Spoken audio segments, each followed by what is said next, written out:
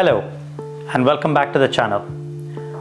In today's video, I'm going to be reflecting on, probably as my book approaches its third anniversary, I've often been asked on why I think this way about the concept of trauma-informed care, about the concept of value-based healthcare, things that I do agree with and I see they are so important for sustainability.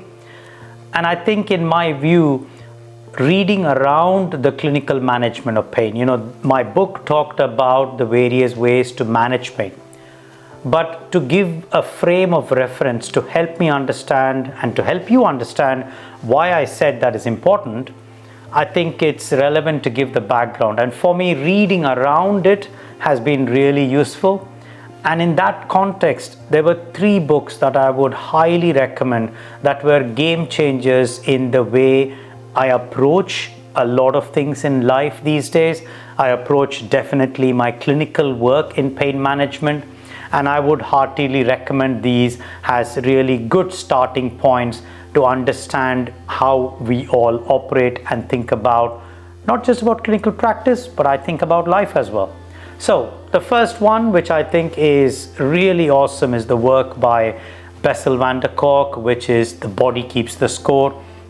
A really fantastic book, and he's a very noted professor, psychiatrist in the US, quite senior. And what he really brought through in that book was the understanding between the mind and the body, the connection that we've always known, and the influence that trauma has, not just on the mind, but also on the body. The concept of trauma being embodied. And that's something that is not really taught in mainstream medicine at all. We all come from the Cartesian approach of the dualism between mind and body, and we often think that when patients have mental health issues, then that's to be dealt by another specialty outside of secondary care or a hospital setting, and that we would only focus on the context of treating the physical health problem that they have, pretending that of course there's no relation and that there's no connection.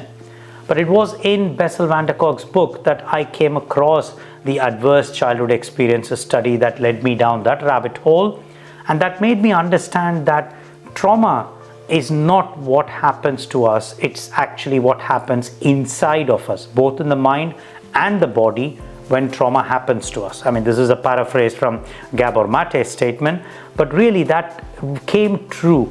And what Bessel's work really highlights is that trauma affects mind and body. Trauma has got multiple layers, and that these layers can live on long after the initial experience and continue to impact on the mind, the body, the neurology, the immunology, the endocrine, the hormone release, and then the psychology.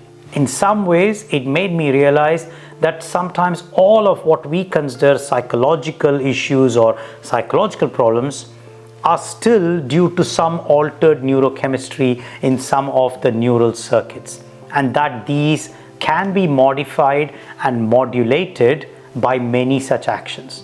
And that's where the book's final aspect is.